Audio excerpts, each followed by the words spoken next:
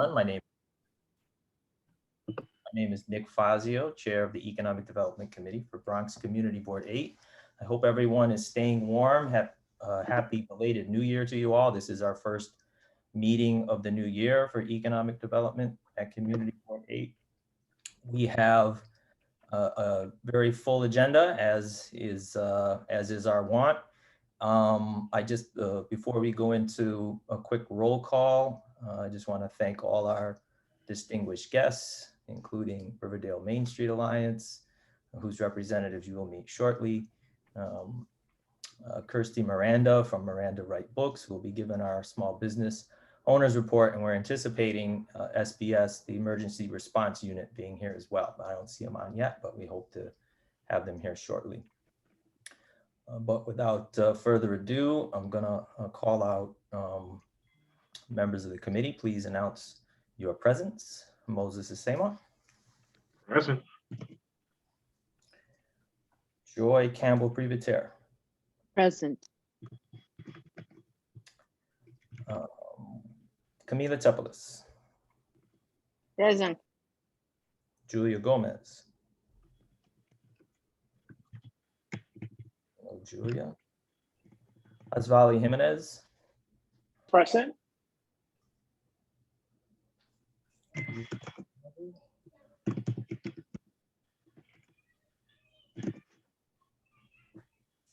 Very good. And Ms. Constance Barnes let us know she couldn't make it this evening. Okay, so welcome everyone. Just before I want to turn it over, the first item on the agenda is a presentation by Riverdale Main Street Alliance. I just want to acknowledge that Clarence Stanley, the Executive Director from the Small Business Development Center, has retired, although only semi-retirement.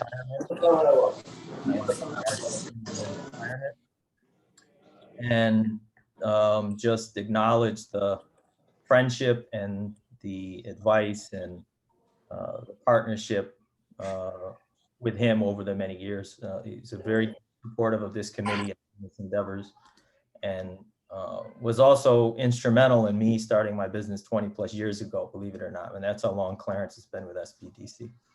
So he's not completely retired, semi-retired. So he's still a consultant. So we still have him. But I just want to congratulate him again on his official retirement, I guess.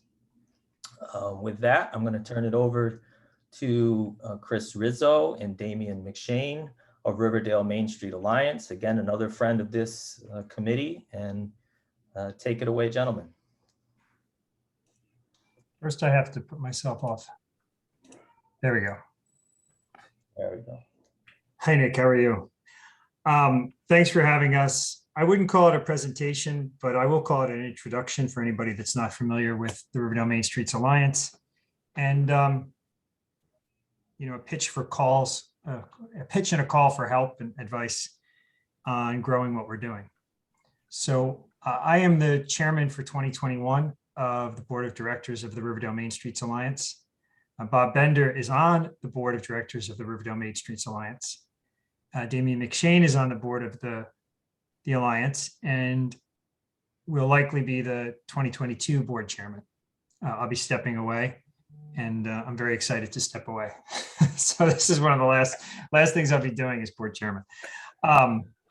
So by way of introduction, for those of you that are not familiar with the organization, it's a nonprofit New York State corporation that was formed in 2012. And it was named at that time the North Riverdale Merchant and Business Association. And we kept that name through about 2018, when we changed the name legally to the Riverdale Main Streets Alliance, Inc. And the reason we did that is because the organization was sort of incubated by KRVC as a small business group to organize the local businesses on Riverdale Avenue and Moshulu Avenue. But we really found that it grew into a civic group more than just a business group that was focused on a bigger mission to revitalize Riverdale Avenue and Moshulu Avenue and Broadway, although we're a little bit too small to do too much on Broadway, but I'll get to that. And we found that other stakeholders that weren't small businesses really wanted to be part of the the group as well. So we changed the name, and in 2021, we had 65 members, and we had 18 board of directors members. So the board of directors obviously runs the operations of the nonprofit. There's no staff. It's an all volunteer group. The 65 members are members in the sense that they pay dues and they're part of the organization and they get our notices, but there are no responsibilities of members or anything like that. More than half of the members are still small businesses though. And the other half of the members are local institutions like Skyview Property Owners, the co-op, the Skyview Co-op, the College of Mount St. Vincent, Hebrew Home, SAR Academy, a number of local residents, etc. The focus of the group is almost exclusively on Riverdale zip code, which is 10471.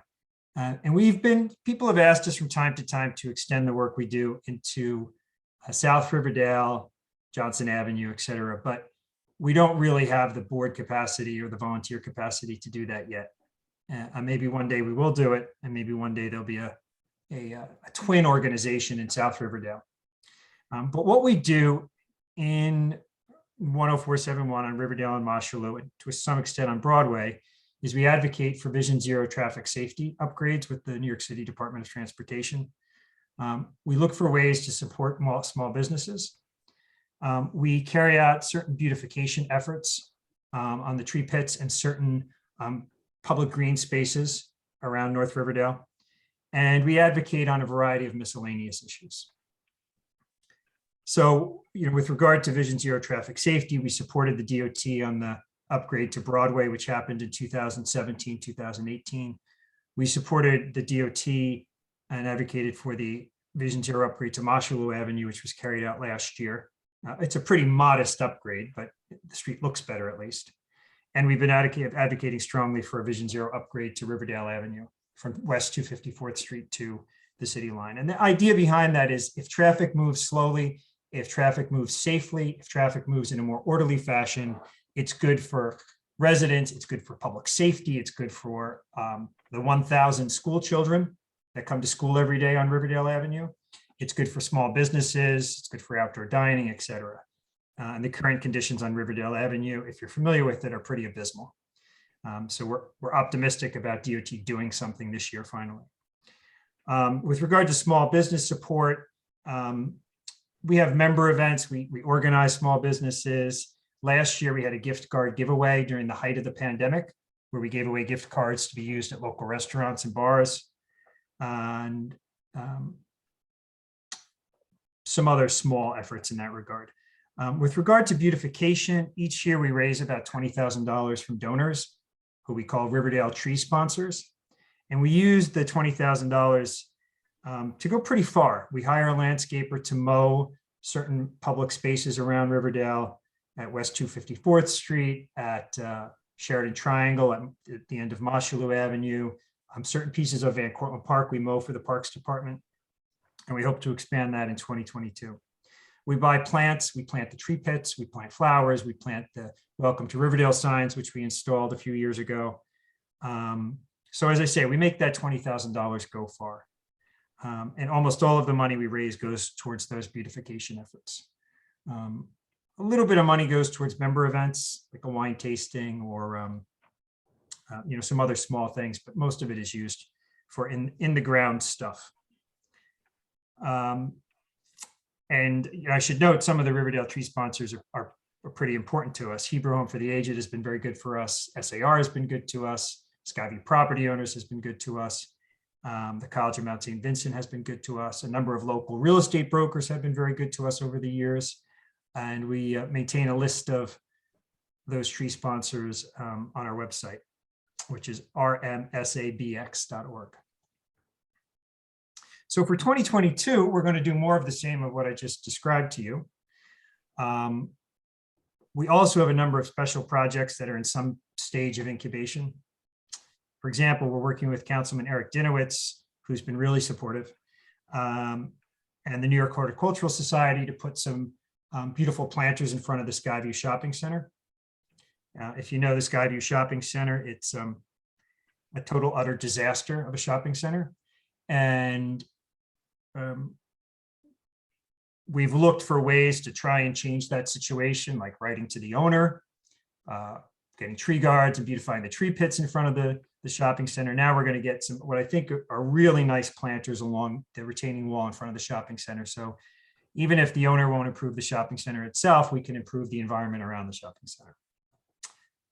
We have an application for a grant to put an art mural at Moshulu Avenue and Fieldston Road on a private building. That would be really interesting. We've been talking to Groundwork Hudson Valley, which is an advocate for public open space in Yonkers, but is working on a plan to bring a bike lane connecting South Broadway and Yonkers to Broadway in Riverdale down to 242nd Street. Obviously, the bike lane is already there, and maybe put bike parking at 242nd Street. Maybe improve the plaza at 242nd Street and Manhattan College Parkway. And so we started talking to them about supporting that. We wouldn't put any money into that, but we would support it, I think. We're thinking about extending our landscaping work to Van Cortlandt Park at the city line. There are some small businesses up there at the city line. That is where the current homeless shelter proposal is located. It's a very neglected part of Riverdale, and it could use some attention. So hopefully we'll raise enough money to extend our efforts up there. And we're in regular communication with the South Broadway Business Improvement District in Yonkers. Jessica Gordon is the head of that. She's really wonderful. She's working really hard to revitalize South Broadway, where in Yonkers, which comes right up to the bid, comes right up to the city line. And she's been, a real supporter of what we're trying to do. So that is what we have done and who we are and what we hope to do in 2022 in a nutshell. I think I'd welcome any suggestions or criticisms or ideas from this committee of the community board, and certainly any questions. And that's it. Damien, do you want to say anything, or Bob, do you want to add anything? No, I'd just like to thank you for having us. I'll participate in your meetings going forward. And just to echo what Chris said, we welcome any feedback, insight. Criticisms are okay as well. And my goal is to just not mess up what Chris has really built over the last couple of years, and to some degree build momentum. And again, we would welcome as much input and assistance as possible. Not just Chris or I, but the merchants in North Riverdale. I know KRVC's on the line as well. They've been instrumental in certainly the initial growth of the organization. So again, thanks, and I'll see you all at future meetings. So, Bob? Chris and Damien, thanks. I joined because I think the Riverdale Main Streets Alliance is doing some wonderful work. And you just heard Chris describe some of it. It's good for the local businesses in Riverdale. It's good for the community as a whole in Riverdale.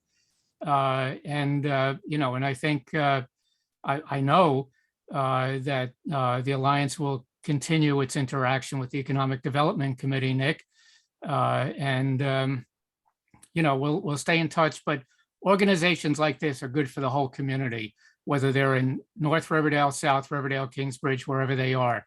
Getting local residents and local businesses together to look after the community, the streetscape, to make things better all around. I'm 101% in favor of it, and I'm delighted that Chris has done what he's done. And I know Damien well, and I know he will continue that good work. So that's all I have to say. Thanks, Bob. And we're always looking for members to join the organization. You don't have to be a small business owner, as I said. You can be a resident, a friend, a supporter, an interested party. We're always looking for Riverdale tree sponsors who want to sponsor a tree pit and get their name in a nice tree pit. And I forgot to mention that one of the things we have done is we've labeled all of the tree species on Riverdale Avenue with really nice looking tree species signs. So as you walk down the street, you can look at the tree pits and see what kind of trees they are. And we put the sponsor's name next to the tree species. We're always looking for volunteers to join us on Saturday or evening cleanups, which we do regularly during the year. And I think our future treasurer, Giordana Avila, is also on the call, although she may be hiding on the call. Thank you. Before I open it up for any questions from committee members and then from the community, I just want to again thank you in particular for Riverdale Main Street Alliance's gift card giveaway initiative during the pandemic, and several business owners that participated reached out to me saying how good of a program it was for them, that it was really helpful. So it was a great idea, and it was definitely impactful as per conversations with those businesses. And the Tree Pit sponsoring program, by all accounts, has also been tremendously successful, and a lot of the businesses are really excited and enthusiastic about it. So again, we want to thank you for your leadership on that. And Damien, I look forward to working with you in the future. Chris and I have had a lot of in-depth discussions about economic development from a community and a regional perspective. We don't always agree with each other, but it's a really good partnership. I'm really glad. It was a pleasure working with you this year, Chris, over the last couple of years, actually. Thank you. Thank you. I wish we could do more. I wish we could do work. I wish we could take care of every public space, every green space, every park space in North Riverdale. I wish we could really throw our weight around when it comes to the Skyview Shopping Center and really influence that property owner. There's a lot more I wish we could do. I wish we could grow into a bid. Camelia, maybe you can come run the bid one day and leave Morris Park. You don't want to be in Morris Park anyway. You don't need to invite me twice. But thank God, we are here. We are doing what we're doing because I do know that a lot of businesses appreciate it. And frankly, I got involved in 2012 because I walked down Riverdale Avenue and the tree pits were full of weeds and they had no tree guards. And I thought, it was the middle of summer, and I thought, no way, this is not okay. And I can't weed all these tree pits myself. There's 50 of them. We need an organization that's going to do this. And KRVC was just incubating it at that very time. And so I got involved. Excellent. Are there any questions from committee members for Riverdale Main Street Alliance? Main Streets Alliance. Camelia. Yes, hi. First, let me just salute Chris. It's really nice to see you, Chris, in this constant context. I hope family is well. And let me just say thanks to Nick for inviting you. I really wanted you to be one of the featured speakers at our meetings, because your organization is doing so much and what you do is so visible in North Riverdale. I'm super jealous and envious and hopeful for Central Riverdale, South, Spike and Diveville, and the rest of the community board area. Chris, I truly admire and appreciate what you do, because I know how hard it is to do fundraising to begin with. I'm now in a privileged situation where I'm running a bid, and I know how much time it saves me not having to fundraise money. So again, I'm in double awe. I'm having a knowledgeable admiration for you, because I truly understand what it is you're doing while having to fundraise for the organization. It's so true. I would give my left arm to be a bid and to have a guaranteed income stream. What you can do so much with it. Yeah, believe me, I know. I always tell people, for 25 years, I've been working for nonprofits, and I knew that I don't have a job if I don't get the grant. And now for the first time in the last 3 years, I'm like, oh my God, how the money magically shows up in the bank account. So yeah, I know. Also, just to put it out there, there is a recent report issued by the Center for Urban Innovation that is actually arguing for more bids, and I mean, amongst other things, and specifically on the Bronx infrastructure and the need to engage in different ways our elected officials and city council, et cetera, et cetera. There is a show on Bronx, and I mean, I happen to be one of 4 guest speakers, but I don't want to go on this. Chris, one thing I want to say, sorry. No, go ahead. Yeah. We are here, the Economic Development Committee of the Community Board 8. In several instances and on topics that you mentioned, simple example, bike lane on Mosholu, Community Board 8, and even people in economic development had opposite views than Riverdale Main Street Alliance. I happen to have been a member that voted for those developments, and I so hear you on everything. Can you just tell us, please, first of all, question number one, very briefly, preliminary observations on the impact of the bike lane on the corridor, and question number two, which is much bigger, and I would invite you to elaborate and go as deep as you can. Can you tell the Economic Development Committee, what do you think in this context of a community board we could do more for our businesses, and what would be your expectations overall from the community board for our small businesses and commercial corridors? Please elaborate and please be frank, because people need to hear you, because you Right. speak from on the ground. Thank you. The city of New York negligently, recklessly neglects its small business districts. And what I mean is that there is no, if you don't have a bid, there is no city program that focuses on care of tree pits, weeding tree pits, mowing intersections, beautifying intersections, making a little bit of money available for plantings and flowers, welcome signs. All of that has to be fundraised for privately, which, as you point out, is really hard work because people expect the city to do it and the city doesn't. And I think the city either needs to create a mini bid program where really small bids, I don't mean geographically, but with sort of low revenue, small budget bids are created to take care of some basic beautification and maintenance services in our local business districts, or the city needs to make a fund available for community groups to do that sort of work. I mean, I would like to hire somebody to pick up litter on Riverdale Avenue, but that's another $10,000, $20,000 a year for me to raise. I can't do that. And we know that the city doesn't come around and pick up litter. Business owners are supposed to do it, but they don't. So we need to find a way to make a small pot of money available to local business districts to do some stuff that bids do in places like North Riverdale where we're not ready for a bid. We're not going to have a bid in the next 10 years. There's just a lot of old school landlords. They'll vote against it. That I think is something important to advocate for. I call it a mini bid, a beautification fund, something, and there's nothing like that available.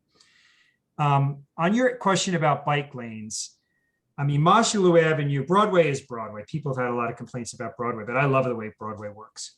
Mosholu Avenue, I think the bike lane, it's not really a bike lane, it's sort of a striped corridor down the traffic lane with sharrows, which are just markings for bikes. I think it's been a non-event.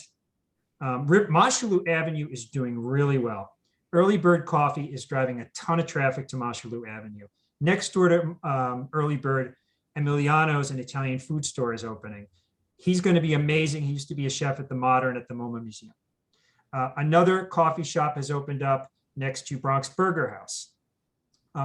I can think of one empty storefront, maybe two on Mosholu Avenue. So just based on that anecdotal information, Mosholu is killing it. And the modest upgrade that the DOT did to Mosholu Avenue has really not impacted that. I think it's been a benefit, but it certainly hasn't hurt it. Corkmaster Wine Store is doing a killer business. So it's going really well. Officially, the Riverdale Main Streets Alliance is agnostic and has not taken positions on bike lanes. Even in our support of the Vision Zero upgrade of Mosholu Avenue, we declined to take a position on bike lanes because it's so controversial. When DOT presents its plan for Riverdale Avenue, hopefully this year, we probably won't take a position on the bike lanes that are included or not included. I don't know what they're going to do either. And we do that not to divide our board of directors or to divide the community. Personally, I think they're great. I bike, I walk, I drive, I love it. But the Alliance has not taken an official position, which is a bit of a dance, by the way, because we strongly support Vision Zero, stay silent on bike lanes, but we all know that Vision Zero usually includes bike lanes. So it's a bit of a dance on our part. I get that. Thank you very much. Sorry, and expectations from us, what can we do better? What should the community board do better, Chris, please? I think you need to get on this funding idea that we have started to talk about here. We need more bids. Bids work. bids really work. Neighborhood business districts with bids look good. I haven't been to Morris Park lately, but the last time I was there, it was a vibrant district. We need more bids. And if we're not going to have bids, then the community boards and the council members need to create a funding stream for smaller beautification efforts. Thank you very much, Chris. Thank you, Camila, for your questions and your comments. I see we do have David Gelman's hands up. I assume we have no other questions from committee members. So I just have a couple of questions. I guess it's apropos to some of the issues that were just raised. Number one is, what is your sort of democratic structure in terms of building a consensus for any particular position or initiative that you take? Sure. Well, the board of directors, it's a nonprofit corporation, so the board of directors has to vote on anything we do. Sometimes we do member outreach if it's something important, or we inform the members what we're doing. Our members don't give us a lot of feedback, to be honest. They pay their dues. They're happy with the beautification we do. We don't hear much from our members. For example, we really don't hear too much from our members, even when we solicit their opinions. So the board of directors has to vote on everything by law, and they do. And who chooses the board of directors? I mean, are they elected board of directors by members, or how are they? A board of directors, like any board of directors, is self-perpetuating. So the initial board of directors that was created in 2012 was a 4-person team in the certificate of incorporation. And then they added board members along the way pursuant to the bylaws. The alliance runs like any other nonprofit entity. Understood.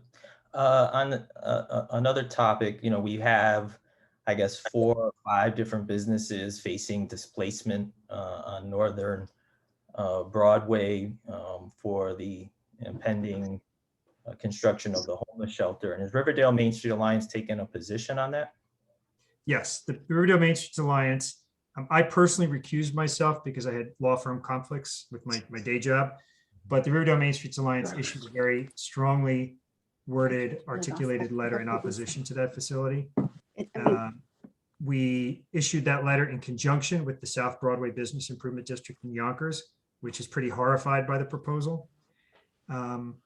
If I were a betting man, I'd say the city is going to go ahead with it. But somebody needs to mute. If I were a betting man, I'd say that the city and the Department of Homeless Services are going to go ahead with the contract. But personally, I'm conflicted, so I'm not allowed to say this, but personally, I really hope it doesn't happen, or that it's reshaped in some way. Damien can speak to it more, and Giordana, because they're not conflicted. Thank you. Yeah, I mean, I think the short version here is it's a good idea. It's poor execution of a good idea. It's the wrong location. And in a letter we sent to the Riverdale Press, we cited numerous reasons why not only the displacement of local businesses, but the residual impact of the surrounding area, both the business district to the south and on Moshulu Avenue, but as Chris pointed out, over the city line in Yonkers. So it's something that we're going to continue to follow. I don't know how loud of an advocate or a leader we can be in the opposition. I know that there are some community groups that I've worked with, sort of loosely organized groups that have tried to lobby local elected officials to oppose this. And it's going to be an ongoing discussion. And hopefully with the new administration coming in, we can convince them again that while we certainly need to address the homeless situation in New York, this location is a very poor choice to do that. So I don't know, G, if you wanted to add anything to that, but. Thank you, Damien. And again, you're always welcome at these meetings. Yes, I'll be I here. don't anticipate that everyone is going to agree on every issue, but that's why we have these discussions, and we're looking forward to our partnership moving forward. David Gelman. Yes, thanks, Nick. Chris, you mentioned the idea of support for the tree pits and whatnot. And as I recall,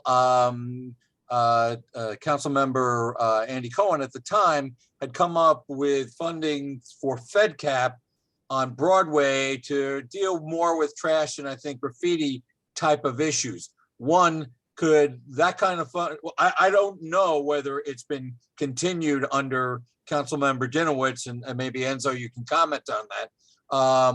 But one, I don't know whether we could request funding in a similar vein to do such a thing with FedCap or like entity for tree pits, maybe, you know, in that North Riverdale area. Any thoughts, Chris?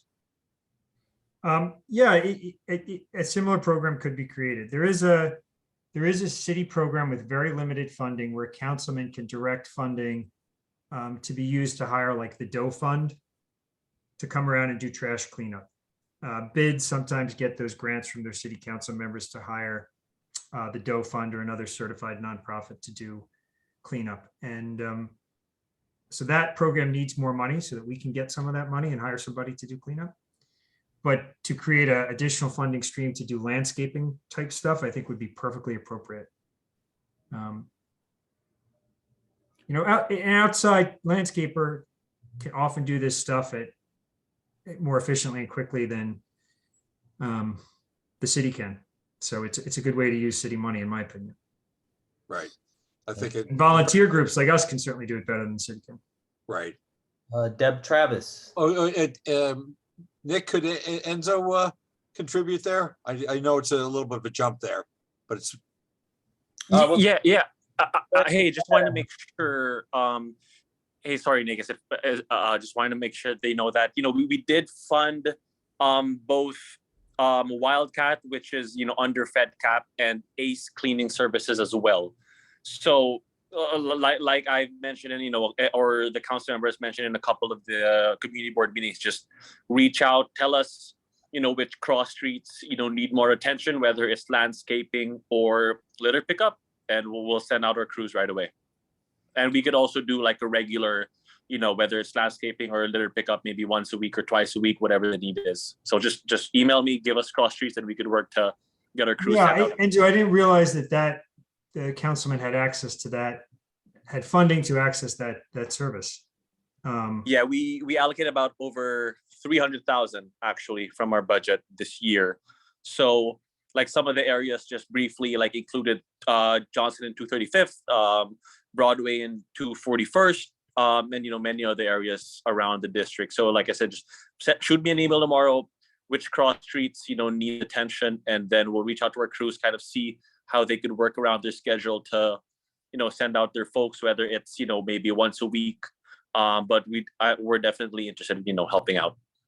Thank you. That's really helpful. And the councilman has, as I pointed out, been very helpful in funding some of the beautification efforts in terms of tree guards and funding to the New York Horticultural Society to do some beautification. So I'm looking forward to that stuff happening in 2022. Thank you, Enzo. I also just want to mention that Community Board 8 did get some funding from Councilman Rodriguez, former council member Rodriguez, and we did partner with Doe Fund to do some graffiti removal on a couple of different rounds. Unfortunately, as soon as we removed the graffiti, it came back again. But it is, whether it's graffiti removal or trash pickup or tree pits, it's a constant effort, and it takes all of our collaboration. It really requires a weekly effort. Fortunately, there's not a lot of graffiti on the main streets in 10471. Fingers crossed, knock on wood. But litter is a real issue. It's a real deterrent to, I think, business there. And Deb, thank you for being patient. Yes, Deb, and thank you for, my apologies for the interruption. No, absolutely, no problem. Those were very good questions. You know, being around the reservoir and with Drone Park Friends and Neighbors, we pick up a lot of litter too. So I definitely feel you on the lack of city funding for that. Unbelievable. The things I have picked up during the pandemic: gloves, diapers, those teeth cleaners. I mean, the things our volunteers walk around and pick up, the things people throw out. Yeah, Yeah, the teeth cleaners alone, I have a little emotional trigger around. What I wanted to ask you about was, we talked about bike lanes, but what about bus lanes? I mean, the folks of North Riverdale and the businesses in North Riverdale have some longest commutes in our district. Are there other, like, and in some ways it is a transportation desert, as far as connections to the subway. Are there other positions on transportation related positions that that your organization has taken or is considering? Well, I think that a Vision Zero traffic calming plan on Riverdale Avenue would improve bus traffic tremendously because it allows the buses to get out of the way of traffic and for traffic to bypass the buses that are stopping. So I think Vision Zero alone would be a huge benefit. It's not really traffic slowing, it's traffic calming, and that's good for commuters. We've been a huge supporter, darn it, of the West 254th Street sidewalk, which sounds really silly, but allowing commuters to safely walk to the Metro North and students at SAR to safely walk to school has been a priority for us, and we've repeatedly supported it. And I hope that happens. So those are really the two traffic positions we've taken. Trying to think of anything else. Other than that, it hasn't really, commuting has, and that sort of issue hasn't really come up a lot. Okay. I mean, I think that the 254th Street sidewalk has been funded, so that's on the radar or on the horizon. That's what I heard. So, yeah. It sounds like a small thing, but it would be transformative for people in North Riverdale because it is such a vitally important street for students and commuters. Nope, agreed, 100%. Right, thank you. Thank you, Deb. And again, RMA, thank you again for joining us. Chris, thanks again. Damien, welcome. Looking forward to working with you in the future. And please come back. We hope to see you at our next meeting. Thanks, Nick, and thanks for all you guys are doing for the community. That's why we're here. Thanks. Next on the agenda, we have Small Business Services Emergency Response Unit. Bernadette Nation is reporting on the recovery efforts from the fire on November 1st on Bailey Avenue. Bernadette, welcome. I know you're working very hard and I appreciate you giving us a few minutes of your time. Good evening, everyone. Thank you very much, Nick, for inviting me. Good to see you. Yes, we've been working closely with those six businesses that were impacted. We assisted them with pro bono legal advice so that they understand their lease agreement. We were able to furnish them the FDNY's fire report when it was ready. We got it right to them as soon as possible, and that's for their insurance purposes.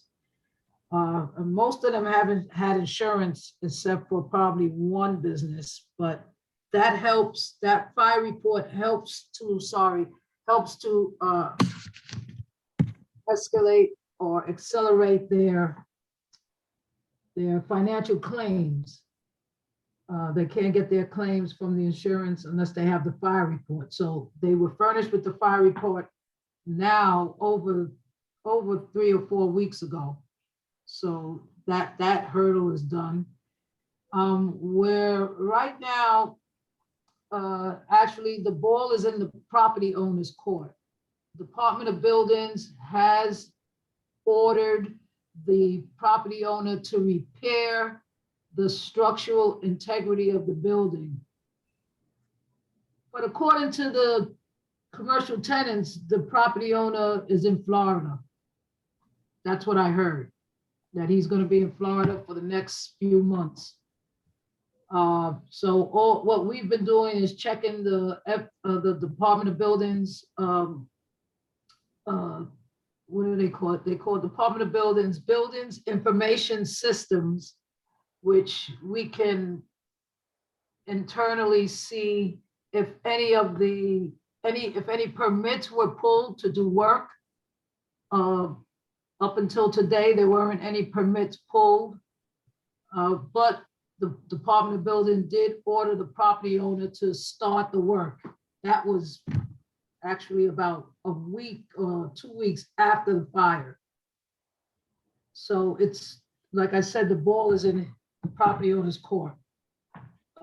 And that's what's holding up the unfortunate inability for the business owners to be allowed back into their spaces. Except for the businesses that had extensive damages. And I think that's Otta's commercial space had extensive damage. Not all of them. So, and apparently there's damage on the roof, and that's what the Department of Buildings wants the property owner to take care of. As far as financial assistance, we have furnished all of the business owners the link to the New York State COVID grant program. And I'm not sure if they filed those applications, but we furnished them with the link in order for them to obtain the online application. I think there's a business owner here tonight. I'm not sure. Nick, are there any business owners here invited tonight? Yes, they were invited, but I don't see any of them on, but there are a couple people that are not identified. So it might be. Right. I think one business owner is here. His phone number, I think, is identifying him, but he looks familiar. Hi,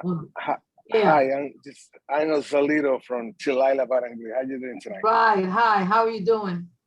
I'm doing good, Nation. Thank you Hi, for. Joselito. How are you? Hi, Nick. How you doing? Good, thank you. Did you Great. file your insurance claim? Yes, actually, the insurance just passed by and they did the last inspection. So they're working fast in my side. Like I spoke to you, I mailed to you the last time, Nation, was that the landlord wasn't doing a lot of things to try to fix the roof. But I'm finding out that he came back from Miami this week. He spoke with one of my partner. So far, he's willing to start working hard. I guess next week. I heard it's gonna start. Yeah, I heard it's gonna start connecting the gas. I had a call for Connect today in order to go to see how to put back the electricity. So far it's working, positive to our business so far.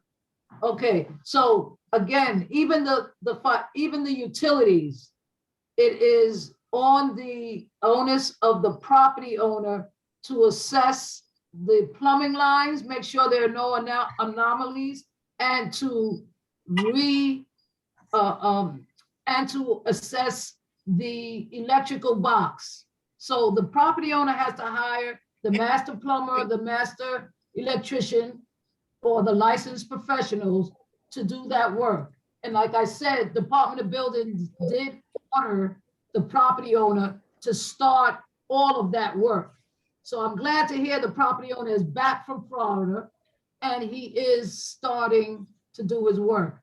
I actually have so many business incidents throughout the city, and I just got back from Brooklyn, taking care of 6 businesses in Brooklyn. So, we're quite busy. So that's where we're at now. So this is great to hear that the property owner is back. Yes. Is there any regulation that so that the DOB has ordered them to commence work, but and hopefully it sounds from Joselito's report, and I think Ada actually reached out last week, come to think that they saw some people working over there. But what would prevent the owner from continuing to drag his feet? Is there any regulation or any way? No, yes, he cannot drag his feet. Okay. Because the building is actually unsafe. So he has to start the work. And if he doesn't start the work, then they start to fine him. So the property owner will then incur fines.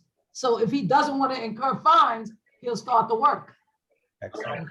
And Jose Lito, quick question. Were you able to access the link that Ms. Nation sent to you? And were you able to apply for those funds?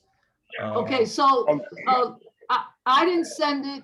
It was my staff, Abel Lopez. He sent you an email. So that's what it is. People have to read their emails. Okay. So in your email, we sent a link for the New York State COVID grant online application, but it's online. So you have to be technically savvy to get to that application. I always say, if you have a young millennial in your family, let them help you. Yes, we have an account, which is a young millennial, which is taking care of that, which is how to call her to see how does it work. I mean, how to be working, but yeah, definitely, we apply. I haven't heard anything from her, but I'm gonna keep track with her. I've been busy doing a lot of things, but right now, after I finish, I'm gonna check. Okay, good. Went through, how is it going, and I'm definitely helping to get some grant because, you know. Right, it's a $10,000 grant. It's a $10,000 grant, okay? We're helping a lot right now. You are eligible for it. Thank so you. We sent it to all of the businesses because we know that they did not apply for the New York State No, definitely grant not. program. Mm-hmm. Okay, So, and there are no New York City grant programs, programs available now. They're all exhausted. So it's New York State that we encourage small businesses to apply. Yes, Nick, what are you saying? Sorry. That if you have any issues with applying for that grant, we do have other community partners like the Small Business Development Center that can offer assistance, and they're able to do it in multiple languages.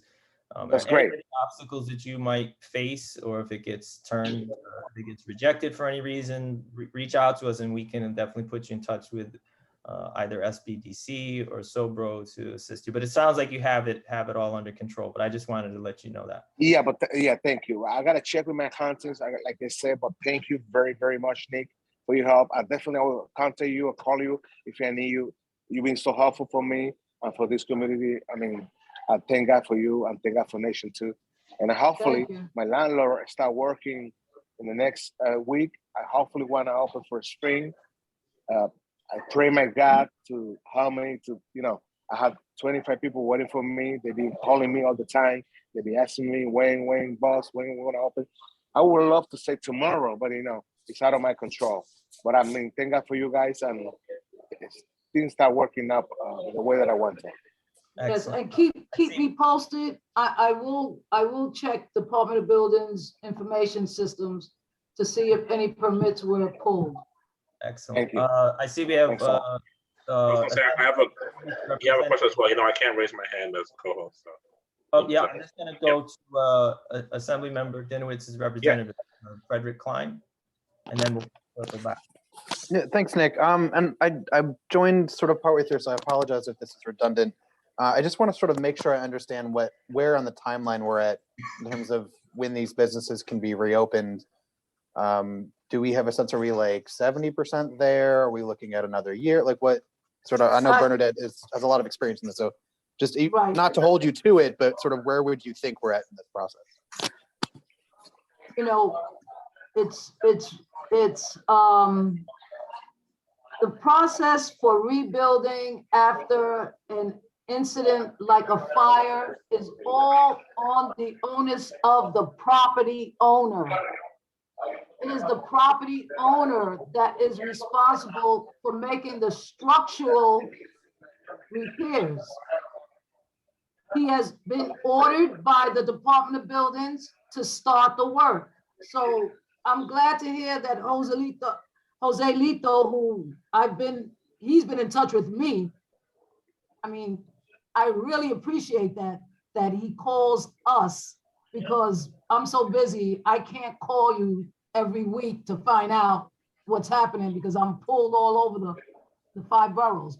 But if you call me, I will get back in touch with you, as Joselito knows. So I'm glad to hear this because we spoke last week, right, Jose? Yes. Spoke last week, right? Yes. Okay, so it is on the onus of the property owner. And again, Nick had just brought up a question that what are the triggers that make or encourage the property owner to repair the building? Well, it's called fines from the Department of Buildings, and they're not cheap. They are very, very large fines. So I'm glad to hear the property owner is back. I'm glad to hear that there is some movement. I'm gonna look tomorrow at the buildings information system and see if any permits were pulled by contractor Definitely encouraging that on that building. we got Great. some traction moving forward here. Go So ahead, just, Mo. sorry, just to make sure I'm understanding correctly, Go ahead, Nick. all of the permits, like all the approvals that the building owner needed, like from the fire department and from whoever, those have all been done. And now we're just waiting on him to actually physically do the building repairs, correct? Is Bernadette muted? Yeah, Bernadette, you're muted. Sorry, we're missing that. There you go. Okay. We got you now. It's on the onus of, I mean, Department of Buildings has ordered, because I read that on the buildings information system, to start the work, the structural work that needs to be done. And after speaking to Jose for the last 3 weeks, it seems that the majority of the structural damage is on the roof.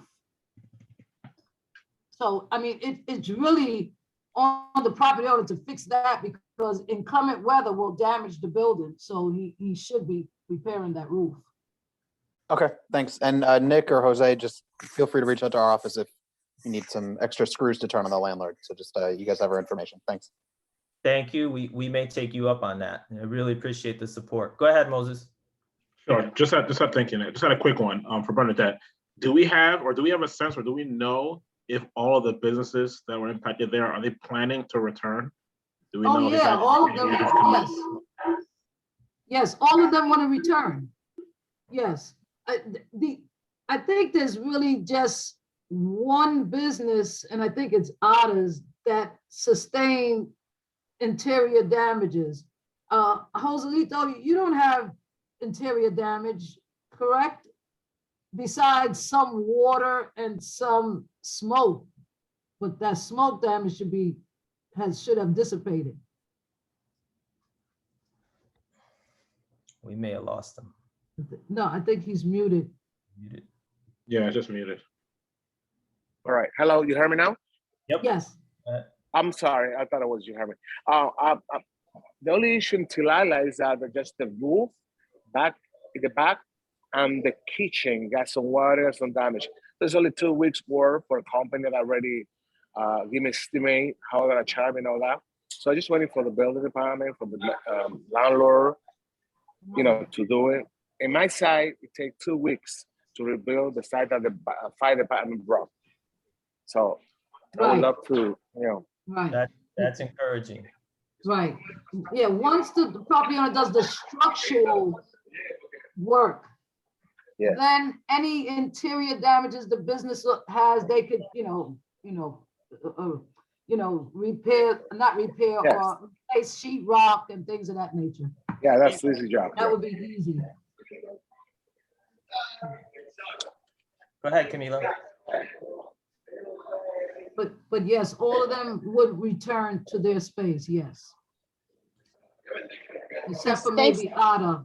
Otta, I think the property owner has to do some extensive work there. Because unfortunately, the fire started in the ceiling over Otta's dining room. it wasn't her fault now, and I explained that to everyone. It's not her fault. It's the property owner's fault. It was an electrical fire, and it happened between the ceiling and the roof, or what they call, oh, excuse me, I forgot the term. I'm not an engineer, but it was between the ceiling and the roof. Not, it didn't happen in her place. It just happened over her place. Yes. Hello, just to say hello to Bernadette. And I just want everybody here to know Bernadette is a living historical monument of knowledge. Thousands of businesses in this city know Bernadette. She's the first responder from SVS, always coming to the rescue in situations like this. She has a deep knowledge of our community board 3 years ago when there was a significant flooding on Broadway, along, by the way, the area that we want daylighted along Tibbetts Brook. She was the one that provided so much technical information to all those businesses. I was sending her pictures of basements looking like swimming pool, and Bernadette was amazing in linking city teams to advise those businesses. I just wanted to say hello. Also on a personal note, if I may, I bumped into you when I had 2 job offers, Bernadette and SVS, and then you gave me a couple of words and I made the right choice. So thank you so much. I'm not the Morris Park executive director.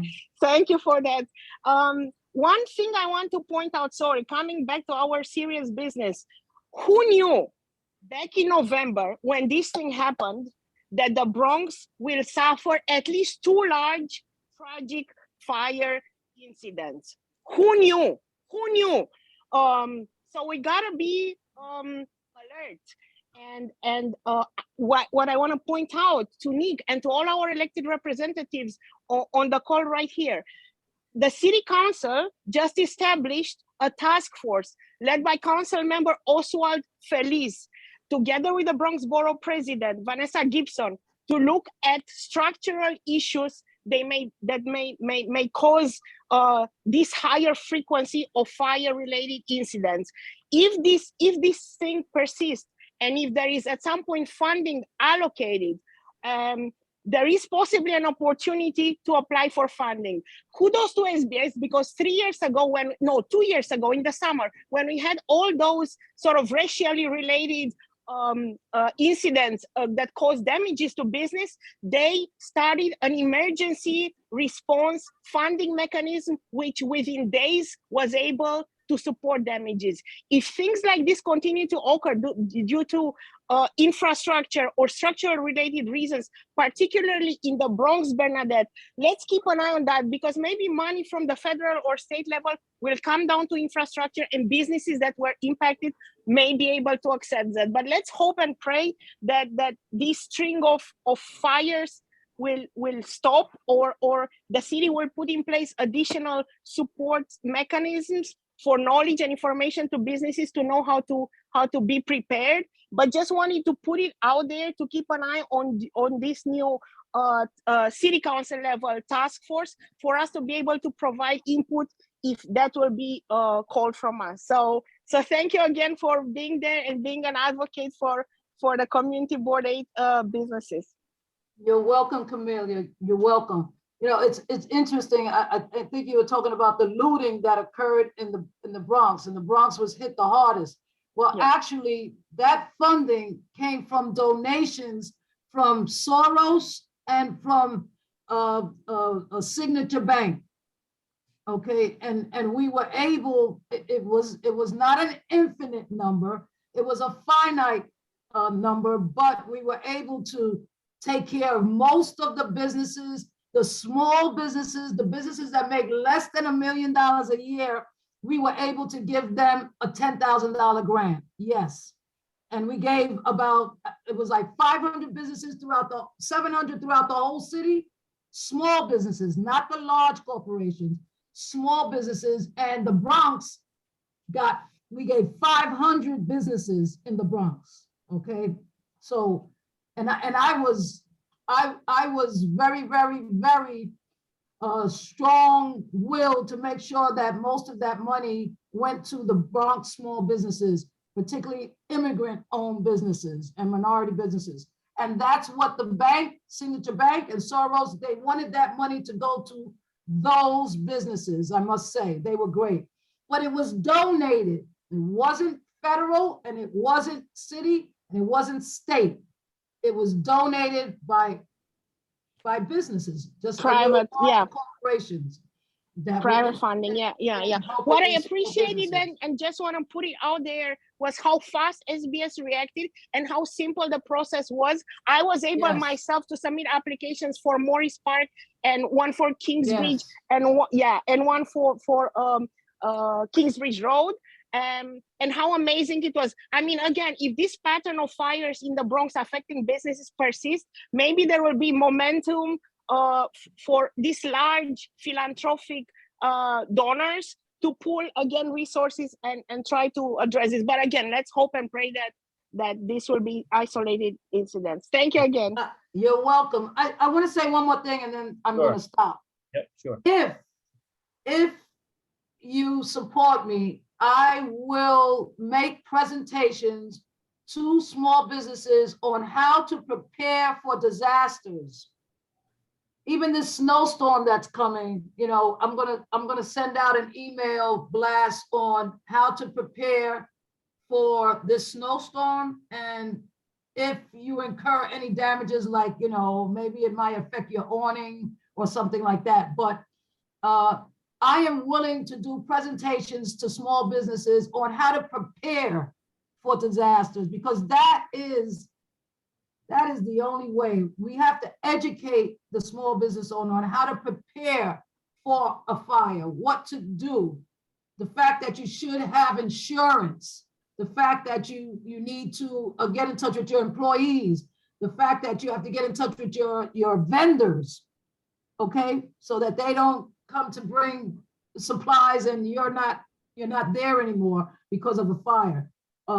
That's just a small example that I gave, but the bottom line is education is the power.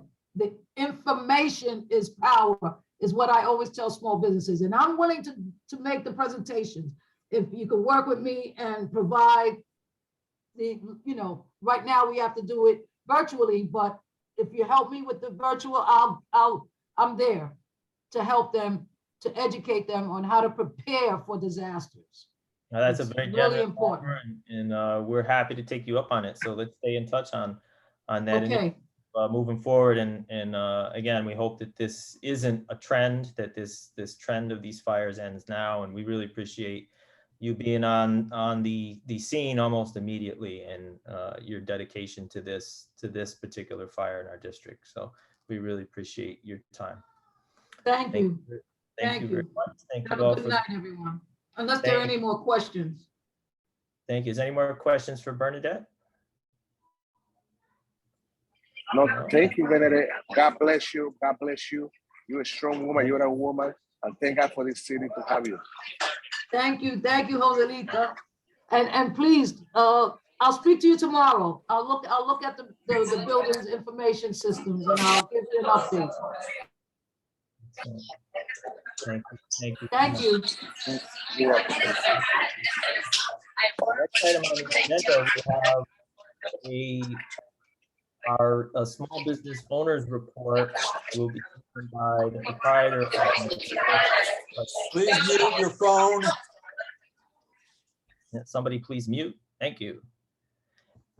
And Kirsty is a startup. Miranda Writes Books is a startup business, just very ambitious, starting up in the midst of the pandemic. And I'm going to turn it over to Kirsty Miranda. Hi, everyone. Thank you for having me tonight. I have a quick presentation. It's short, 5 slides, I promise, just for some visuals. If I could share my screen.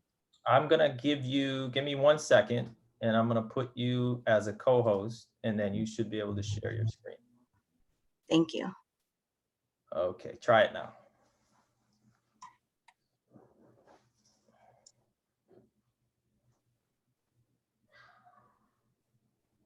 One second.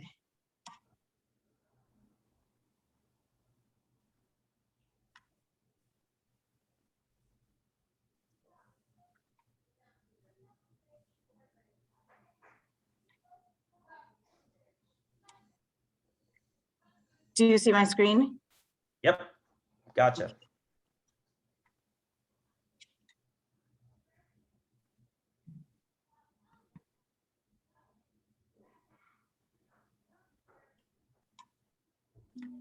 Sorry, I'm trying to find the present option.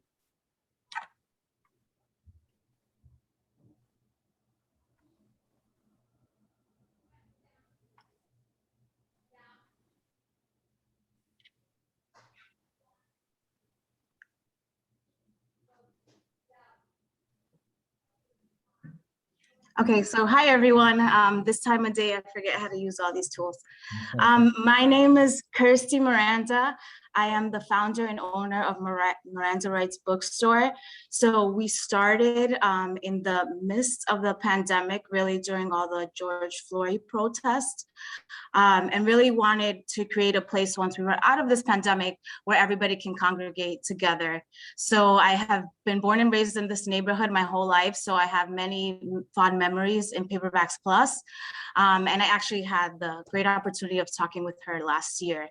And so really it would be to bring a place to the community. So we've been operating online and at local pop-ups since 2020. We've also had the opportunity to collaborate with some schools and nonprofits. And so the ultimate goal is to build a brick and mortar space in the Kingsbridge community or nearby that would have housed hopefully about 20,000 books if everything goes as planned, and a place where we can have events and workshops and really for the community to congregate and come together. And with that, we would also love to collaborate with a lot of local nonprofits. We worked with Bronx House. We would love to collaborate with Riverdale Y and other nonprofits in our neighborhood. So some of the challenges that we faced has really been storefronts. I've been looking for a storefront since March of last year and trying to find a sweet spot of it not being too massive or too small has posed a real challenge. You see a lot of empty storefronts, but they're not always empty or the landlord doesn't want to move forward with them. So it's been really difficult. I think I know the square footage of every storefront within mile. But that has definitely been our biggest challenge. And also when it comes to business planning, it's sort of hard to forecast how much funds you're going to need when you don't know the condition of the storefront, where it's going to be, what needs to go into it. And just planning for funding, right? Even if there is an arbitrary number, trying to secure those funds. We've got a small grant. I'm also in the New York Public Library business plan competition. So hopefully that does bring some funds, but planning for that large of a fund endeavor has definitely posed to be a challenge. And then I think, as I think about things that I feel like were areas of opportunity for the city and where I feel that they can fill the gaps. And I think that this is probably a big wish list because there's a million other things on their to-do list. I think one of the areas that I see is that the city has so many resources. And I think as the New York City, we're sort of fortunate. We're not some of these small little cities. We do have a lot of resources. It's just that they're really dispersed and you have to know where they are. So Empire State has resources, SBDC. I mean, I'm fortunate that my husband works for Economic Development Corporation. And so I know a lot of resources through that avenue, but that's not everybody's situation. And so a central library or a website where all these resources are housed would be amazing, especially when people are looking to start businesses. You know, CDFIs, I wouldn't have known about Bach and things like that if I wasn't connected to the community board. And so just one place where all these resources are available. I think that would also help with the intimidation factor of starting a small business. And that brings me to number 2, a city-sponsored cohort program. I know unemployment has a small business track, and their structure is really good, starting from the basics fundamental. And I think something like that would minimize a lot of the unknown when it comes to starting a small business. And I think it would really help people with launching into that. And it would also help with the trajectory from transitioning from a 9-to-5 or whatever the work situation is, a more clear path into a small business. Even at night to accommodate for people's work schedules and things like that, I think that would be a great benefit. And then lastly and selfishly would be a real estate database. I have heard of conversations about this in the past from previous community board meetings. I'm just throwing it out there. I'd be very interested. I'm happy to test it out. But something where we know what's available, when leases are coming up and are not being renewed, just a more cohesive platform that would be able to sort of browse around and know what's coming down the pipeline to help plan. And I think that's it. I'm happy to answer any questions. If anybody has any, thank you for listening to me. Thank you so much. Very exciting. It sounds like this is going to be a great business. And I have a couple of questions, but I want to defer to the committee first. So does anyone from the Economic Development Committee have questions for Kirsty? I don't see any hands. So first off, could you talk a little more about you mentioned a couple of different funding streams that you applied for and you received. Could you talk a little bit more about that? Sure. So I was in a cohort, Comunidades America. They do for Bronx startup entrepreneurs. And I won a grant of $3,000 last month. And the New York Public Library also has a business plan competition that they run every year. And at the end, if you win the competition, the winning prize is $15,000. So while I'm looking for storefronts, it's a good way to fine tune my business plan. What's the name of that initiative again? The New York Public Library Startup Fund, and the other one is Comunidades America. And they do cohorts, I think once or twice a year. With business owners from the Bronx and sometimes other boroughs. Excellent. And I'm sure you could share that contact information with us, right? Yeah, I'll send it to you. I'll email it. Awesome. Number two, are you familiar with the Bronx Exchange? I am not, no. So I'll put you in touch with my former neighbor and good friend, Tim Gamori, who essentially, in conjunction with SBDC and the Bronx Cooperative Initiative, Cooperative Development Initiative, have put together basically the library that you're talking about. Oh, that's great. All the resources are on one page in one newsletter. So I can definitely connect you with them, and that I would appreciate that. Thank you. Because we do have so many resources, right? SOBRO, SBDC, BOEDC, SBS, ESD. SCORE. Mm-hmm. So many entities. We're blessed by these riches, but then they become paralyzing at a certain point, right? Because it's so overwhelming. Number two, speaking of BOEDC, I seem to remember that we did connect you with Michael Nixon at BOEDC, and did that bear any fruit? He was supposed to connect me, I think, with somebody for SBS. It didn't happen as of yet, but now that the holiday's done, I'll reach out to him again. Okay, very good. And if you don't get a response, I'm happy to follow up. Thank you. Well on that. That's all I have. Are there any other questions or comments? It's kind of interesting that we have, if our vacancy rates are too low, we don't like empty storefronts, and it has all kinds of pernicious implications, right? And then now we're at a particular point where our vacancy rates are really low. So it's preventing businesses such as yours from finding a viable space. But we hope that you find one and that you're able to open in Kingsbridge, and I think you'd be a great asset in addition to the commercial ecosystem. So I do see 2 hands up, and we have from SBS, Ms. Nation. Go right ahead, Bernadette. Thank you.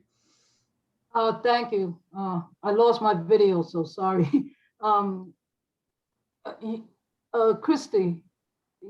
Kirsty, sorry. You haven't spoken to anyone at SBS yet about your... Well, I got my MWB certification, so I spent half of last year talking to them. Yeah. Okay, great. Okay, because we have a launch unit in my division. If you have a contact on me, I would love that. I can connect with you offline. maybe Nick, you could share our my information with Yep. Kirsty. I And can then certainly just send, email me, email but the best way is text me, please, because I get so, I mean, please take my email, but I get so many emails, sometimes they fall through the cracks. So if you You're speaking text my me, language. I'll text you. yeah, yeah, text me. And then I'll link you up with some people that should help you. And if they don't, I'll try. I'm so busy, but I'll try. Okay. Thank you so much. You know, I'm not shy about calling you, so I'll definitely. I know you aren't. Thank you, Nick. I saw, I think Marie Claude, is your hand up? Did I see Marie's hand up as well? Maybe not.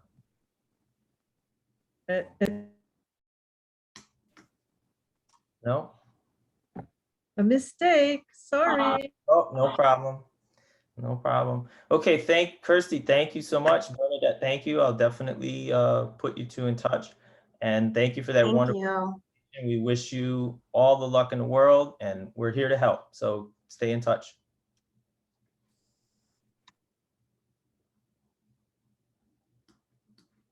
Okay, next on the agenda, we have Chair's report.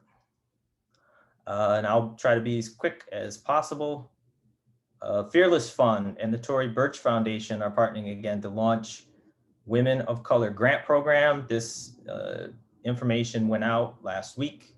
Together, they will award up to 150 small businesses $10,000 to $20,000 complete the entry form by February 9th. So there's another entry, another possible grant program. And again, we sent that out on our emailing to our merchant contact list. But if anyone didn't get it, Kirsty, if you didn't get it, let us know and we'll get you that link right away.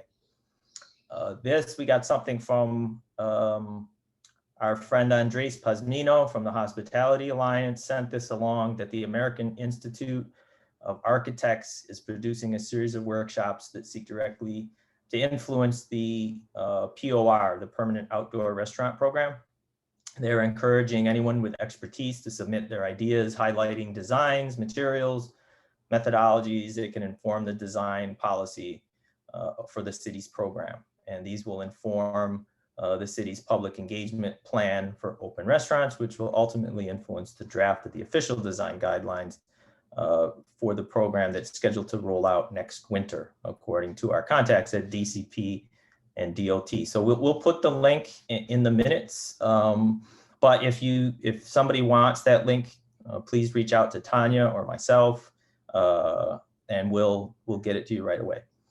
I did reach out to Empire State Development Corporation recently to inquire about the State Small Business Credit Initiative, which is a part of the American Rescue Plan. And they have yet to respond, but we're going to keep working on that. And I think we have a couple of people on the line that might have a contact there. So I have a couple, but so far they haven't worked. So if anybody can help us out with reaching out to ESD, that would be greatly appreciated. Speaking of ESD, the Entrepreneurial Assistance Center will be having classes in the spring, both in English and in Spanish. So please email Randy Norfleet, who, if you attend our meetings, you know Randy. Her email, again, we'll put it in the minutes, and it's been in the minutes in the past, or we can put you in touch with her directly if you need it beforehand. There isn't a competitive application process for this program, but it is free, intensive business management, operations, and finance training, and it's a really tremendous program for anybody who's just starting out in business, and it's free. Chair Spalter and I met with officials from the Office of the Comptroller of the Currency and the New York State Department of Financial Services to discuss the banking needs in our district in general, and more specifically, an area of particular need that's in Knowles Crescent. The OCC was very nice. Essentially, there's not much that they can do at this point.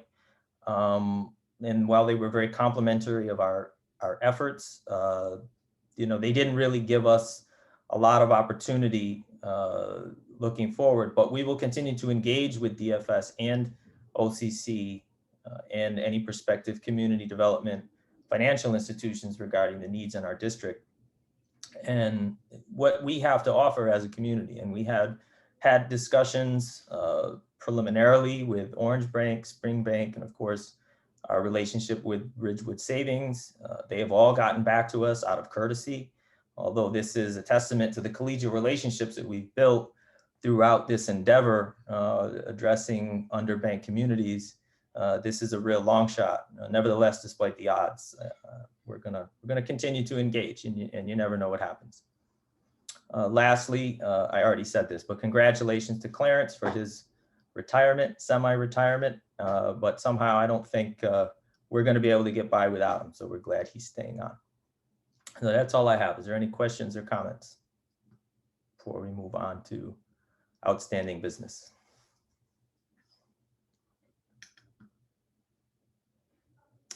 Very good. So outstanding business. Is there any outstanding business? So one item that did come up that we have discussed, it's I guess part of outstanding business, is the Office of Cannabis Management has invited us to attend a cannabis conversation series that's being held in 11 regional districts across the state on cannabis legalization. And there is also one in Spanish. The date that they gave us is February 2nd. This topic has been raised by a number of people on this committee, as well as the Special Committee on Racial Equity and Diversity. Unfortunately, I cannot make that date. So if there is anyone who is interested in volunteering and reporting back to us, that would be greatly appreciated. And we can also, and is there any discussion on this topic in general? If so, please raise your hand.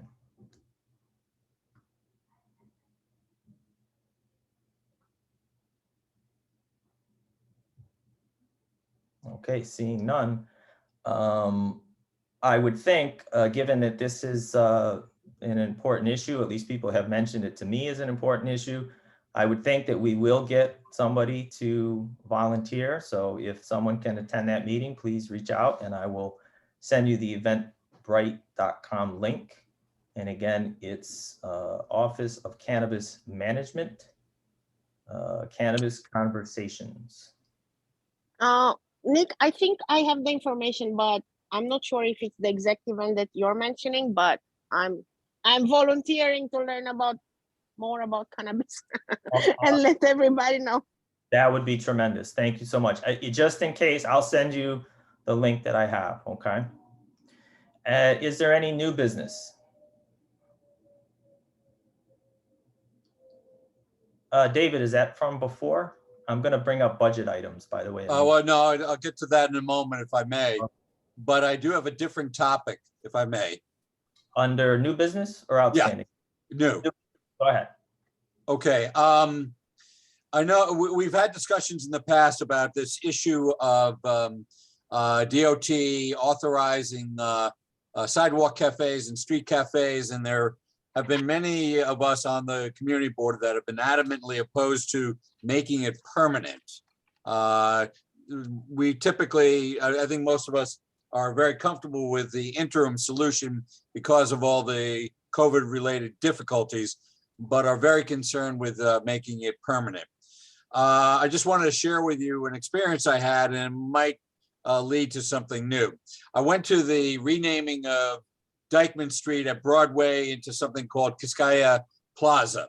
And that's Dyckman Street immediately west of Broadway. They've converted it into a very nice outdoor dining experience, and they are making it permanent. One of the interesting things that happened in that conversation that I had with a person there was, the problem of all the apartments above it and the noise and the fumes, et cetera, et cetera. And what the head of, I think it's a bid there, I'm not exactly sure. They have a person full-time in the afternoons and evenings to basically receive phone calls from neighbors who might have complaints, and then they will go directly to the business owner and say, there's an issue with the noise or the fumes coming from your restaurant or what have you. And I think that concept is actually sort of interesting because at least there it's been successful so far. And maybe that's something that our food, our restaurant districts may want to consider as a way to ameliorate the neighbors and also get better consideration, from the community board on this topic. So I put that out there. Interesting. Yeah, it's very, very interesting. Any comments? I definitely think it's something I'd be willing to look into. Is there any discussion on this idea before we move on to Camila? Any other comments? I think it's a great idea. I grew up there. I go there often. I lived there prior to it becoming what it is now. And I would say that it can get rowdy at night, especially in the summer. So that is something to consider.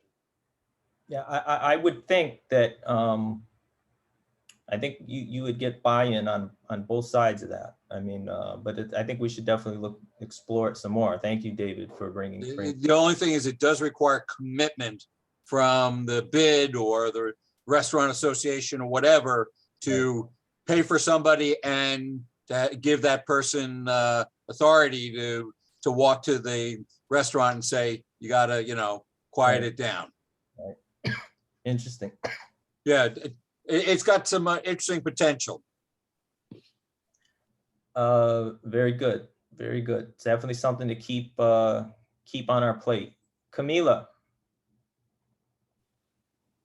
Yeah, first, just to comment on David's observation, which is entirely correct, but just to point out that in the first iteration of that program in that location, it was absolutely rowdy and unacceptable, and there were just so many complaints that, anyways, but that was in the initial iteration. In the second iteration, where the city became a little bit more strict, there was also funding allocated for staffing, because it's not only commitment, but like you have to pay the person providing those hours and those services and being, at the there to receive the complaint. Yeah. So it's a resources issue also, but the city actually, DOT has right now opened the Open Streets program. And I don't think it's a bid there, but it's definitely a merchants organization, a business organization that is probably receiving funding for running that space. But separately from this, but on a related DOT issue, I just wanted to bring to everybody's attention one thing that is happening right now.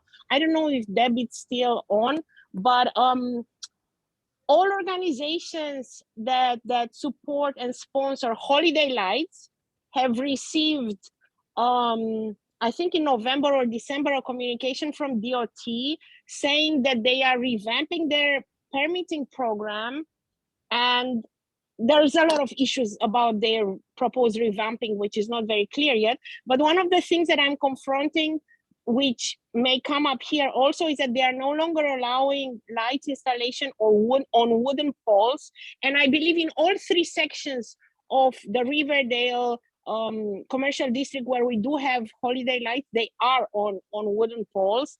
I'm actually in the middle of a negotiation right now with them and separately with Con Ed to figure out who does what and to whom we need to ask for permits. But this may become an issue. I don't know if KRVC is overseeing the poles or the Riverdale Main Street Alliance.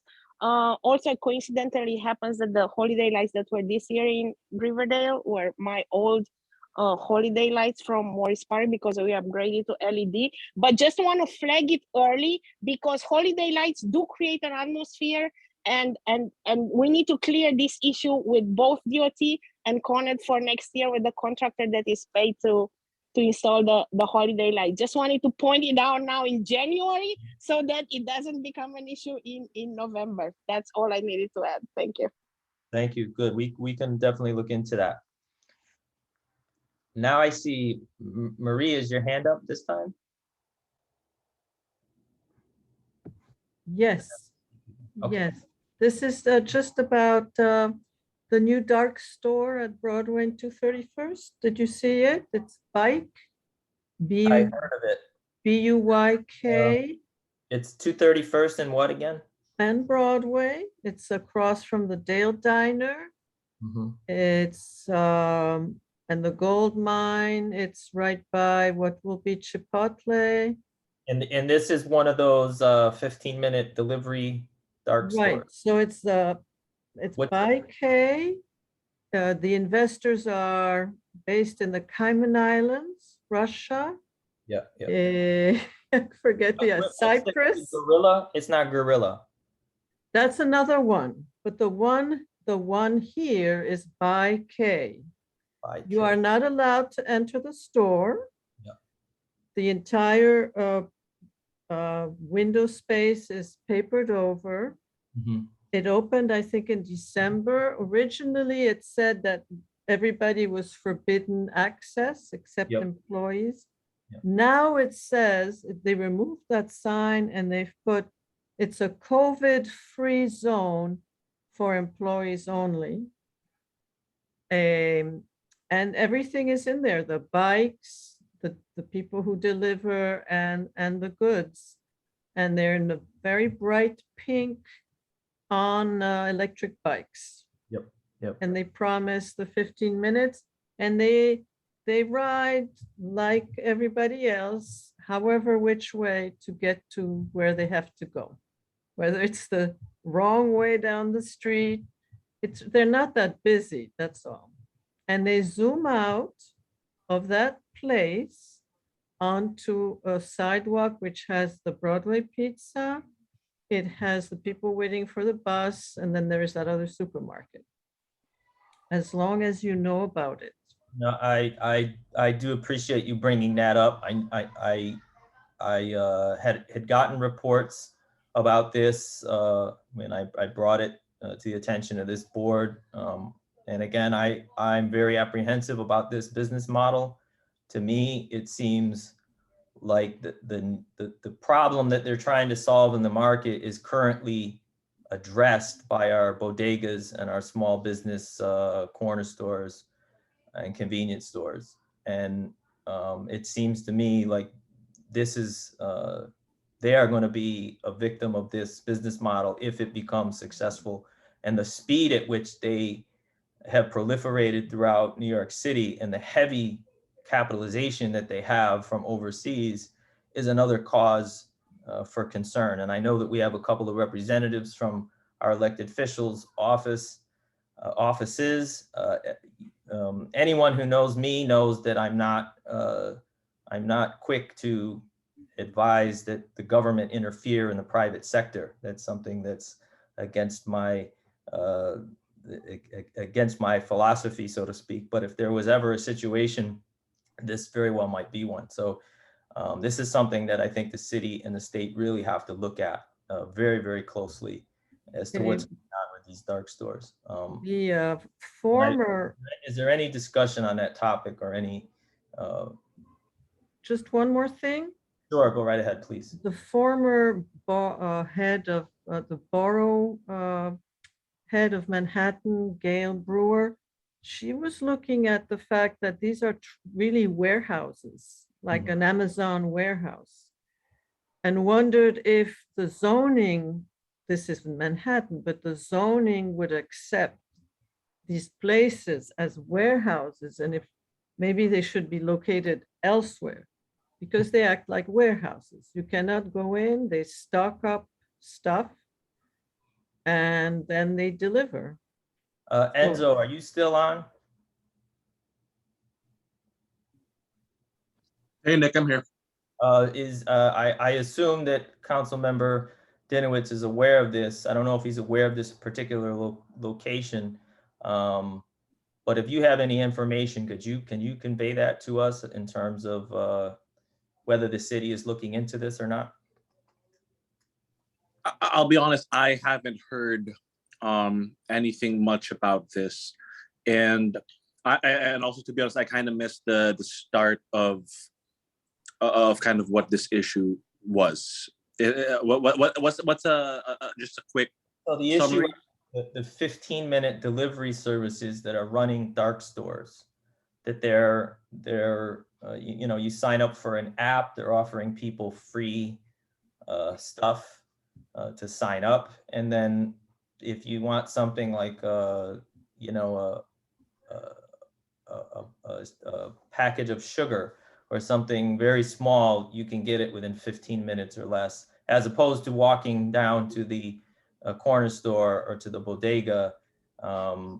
And they have proliferated throughout Manhattan very quickly, taking up storefronts, but they're operating them as warehouses. So they're kind of like filling the gap between the Amazon and the Fresh Direct and our local community commercial ecosystems where we just Right. Nick, I'm so confused. Are they just sort of like a taxi stand where the delivery guys hang out and then they go to the store, pick something up and deliver it to a resident? No, everybody's inside. Yeah, they're inside, right? Everybody's inside, the bikes, the kids. No, I know, but do they leave the store to go to pick something up at a store to deliver it to a resident? So No, it's just a place they to have hang the out? stuff. They have the No. stuff in the store. Correct. The store is the warehouse of the items that they're selling. So they're not purchasing them locally and then just delivering them. They're actually selling them and delivering them within 15 minutes. Right. So if I could, so I myself haven't been involved in any, conversations regarding the subject, but I'm happy, to look into it, and, us as well, if we want to kind of, exchange emails to discuss this topic, a bit more, I'll be more than happy to. Please, thank you very much. Any information you can find, and please convey our concern about this, this phenomena. All right, you got it, Nick. Any other? Thank you again, Marie, for bringing that up, because it's been something that I've been very concerned about the minute that I heard about it.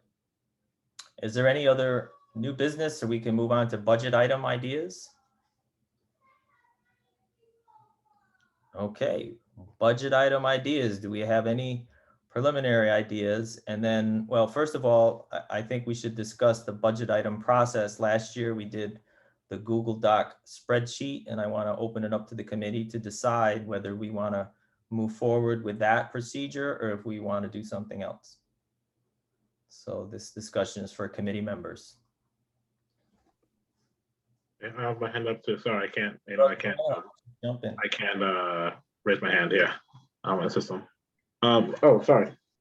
You can hear me. Okay. The only thing I was going to say is I did, and I'm willing obviously to discuss it further on the theme, but I did like the Excel process only because it was a good place to organize thoughts, something we can kind of build on through multiple meetings until the actual budget is due. I think as long as we continue to, it's my thoughts, and as we continue to allow for discussion as that Excel evolves at each meeting, I think we can still hold it so that it's still like an open discussion dynamic, or open, whatever it may be, but it still allows us to actually collectively keep that. So it's not trying to remember what we talked about in January meeting as we do February meeting, or that kind of thing. So I did like that building on the Excel, or like, I guess virtual work, and then discussing as desired when the meetings come. So that's my idea. That's my idea there. Thank you. Any objections? Any other comments? Their hands, Camila. I think Camila has it, yeah.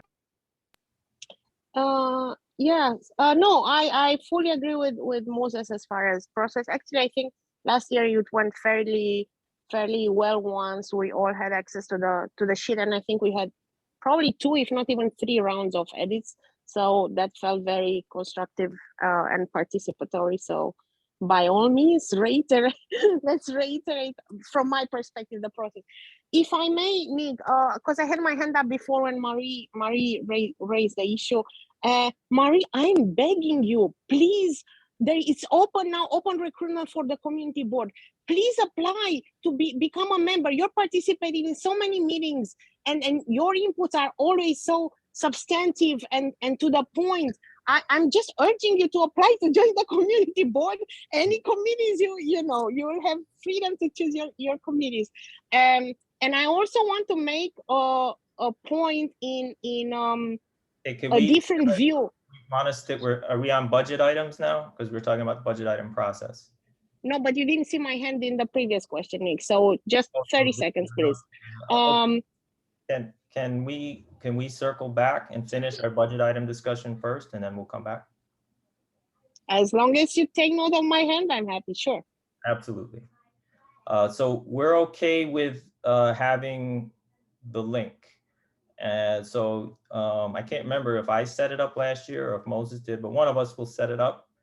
And but before we do that, do we have any preliminary ideas for budget items? Or is this something we want to incubate, think about, and come back next meeting? Any ideas, suggestions? They can be just brainstorming at this point, even if it's something that's already there that we want to continue to support, or if it's something new. Seeing no hands. Okay, so we'll set up the link, and then we'll revisit this next month, and hopefully we'll get some ideas for discussion before the next meeting. Sound good? Yeah, Nick, if I may. Sure, go ahead, David. Just as a reminder, yes, I think the idea of doing the link is a very good one. Out of the next meeting you have in February, you should have two lists, one for capital budget items and another one for expense budget items. Just that preliminary list of all your thoughts that you all pretty much agree should be considered, whatever your committee members decide.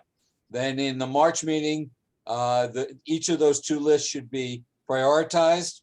And then in April, those priorities should be voted upon or decided upon by the committee, and then submitted to the board office and to me by April 20th. That's all. But however you guys do it in the interim is fine. That's just a guideline to help you aim for April 20th. Got it. Thank you, David. Okay, so we'll close out that item, and then circling back, Camila. Yeah. So on the previous issue of the dark store being singled out as a potential issue, yeah, I'm of a differing opinion, meaning, no, I don't think that the local bodegas are answering that type of community need. The economy changed radically in the last 2 years due to COVID, where people didn't leave their homes for months at a time, and ordering and delivering became so much more important, not only from Amazon, but also from smaller scale suppliers. Amazon bought like 4 different gigantic warehouses in the Bronx, and they do not deliver straight from there, but they often go through a range of subcontractors. So these smaller distribution sites from local level, even though they appear to be placed in what used to be essentially storefronts, are actually fulfilling a very fundamental need for many senior citizens, for many single parents, for many families with young children, etc., that yes, come back late from work and do need a thing in 15 minutes. Also, the economy now operates very much based on apps, which many people jumped on. Also, our population tends to be slightly older, especially in certain parts of Community Board 8. So I know it's something that's not liked at the level of a consumer or the sort of the person walking on the street, but it does fulfill a need. And noting also that DOT recognizes and is now organizing more loading zones, micro loading zones. Also the sanitation recognizes by trying to streamline the garbage pickup operations. Anyways, all these agencies recognizing that a shift took place, and I'm afraid to say, of course, as a consumer, again, walking on the street, I don't like to see a dark store, but I also do know that there are people that need it there, and to have access to a wide variety of goods to be delivered faster and easier. The only issue that I see is not to repeat the experience of Uber and Lyft and all those other companies that, again, also they created their own niche on the market, but they didn't have protections for their employees. So there were situations when employees protested against the payment method and the social protection that they had as being part of those systems. But I know, again, kudos to Marie for identifying Gail Brewer kind of flagging this. We definitely have to keep an eye on it, but we should not be in denial of the evolutions that local economies saw during COVID. So anyway, this, I thought it was important to point out. Thanks. Thank you, Camila. Any other further discussion on this topic? I guess really what it comes down to that we will continue to have an ongoing discussion. And we don't always have a say because again, it is the private market, but is this the type of economic development this community wants? And again, in my opinion, this would be very pernicious, but market forces are like a tidal wave. So there's not much that anyone can do, but I definitely think it's something we should continue to monitor. And I hope I'm wrong. I hope that it doesn't disproportionately impact sole proprietors and small businesses and immigrant-owned businesses and the bodegas that have really made our commercial ecosystems unique. But be that as it may, we'll move on. Is there any other new business? Nick, I just wanted to comment. I mean, sure. We should be aware in the same vein, the city council just passed and I think the mayor signed a rule limiting the amount of money that a delivery service can charge a restaurateur for the food for home delivery. And it's for exactly the kinds of concerns that you and Maria have just raised. So I think that this topic is a very good one for you, this committee to consider. Excellent. So we'll wait to hear back, continue to do our research, wait to hear back from Enzo, and we'll have this on the agenda for next month as well. And Marie, again, thank you very much for flagging this and bringing it to our attention. Camila, thank you for your comments as well. So is there, the last thing I see is approval of the minutes from December 9th. Has everyone read the minutes? Is there a motion to approve? Motion to approve the minutes. Is there a second? Yes, second. Second. Okay. So are there any objections to approving the minutes? Okay, so moved. Is there a motion to adjourn? Nick, can I have just one moment on a comment on the minutes? Sure. Yeah, just to, I don't know who wrote them, if you or Moses, but did an extremely good job. Just wanted to ask if possible, because at some point that meeting that took place with the Bamba and the KRVC and SBS after the fire, if possible, when such meetings take place, if you wouldn't mind notifying the committee in advance. I mean, I have former affiliations and current affiliations with some of these organizations, and I would love to make time to attend. So that's one. And second, every time when you say information was sent to members or whatever, like, I don't know, I'm not on your commercial merchants list or whatever. Like, I have no idea what gets sent out. I asked the office like twice. So help me get on that list so that I know what gets sent out. And final, please update the list of committee members on the website. Oswald Jimenez is not listed there. Thank you, Oswald, for being a member. I understand you are. It's just important for people to know who is who and for quorum and etc. So thanks. Okay. Okay, so the minutes are approved. Is there a motion to adjourn? Motion. Okay. Okay, good evening, everyone. Please stay warm. Thank you for attending. Good night, all. Thank you, Good night. everybody. Thank you for having me. Good night. Bye.